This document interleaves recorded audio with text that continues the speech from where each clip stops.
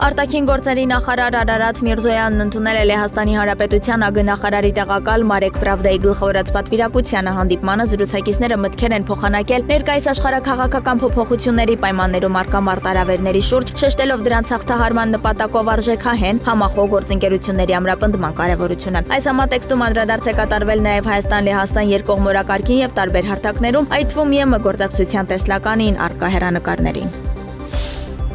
Հայաստանի արտաքին գործերի նախարարությունը վշտացած է Վաշինգտոնում Իսրայելի դեսպանատան աշխատակիցների վրա կատարված հարձակման լուրից, որի հետևանքով զոհվել է 2 մարդ։ Միանալով տարբեր երկրներից հնչող ցավակցություններին մենք դեմ ենք ատելության եւ բռնության բոլոր ձևերին, ասված է նախարարության X միկրոբլոգում։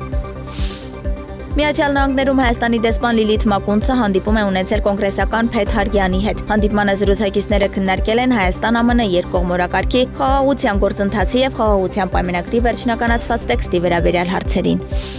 Իրանի միջուկային օբյեկտների վրա Իսրայելի հարձակման դեպքում Թեհրանն ԱՄՆ-ին կդիտարկի որպես նման հարձակման մեղսակից եւ կստիպի նրան պատասխան տալ դրա համար։ Այս մասին հայտարարել է Իսլամական Հանրապետության արտաքին գործերի նախարարության ղեկավար Աբբաս Արաղչին։ Իրանը նախազգուշացնում է սիոնիստական ռեժիմին զերծ մնալ ցանկացած հապճեպ գործողությունից եւ հայտարարում է, որ այս ռեժիմի կողմից ցանկացած սպառնալիք կամ խախտում կստանա կոշտ եւ վճռական պատասխան։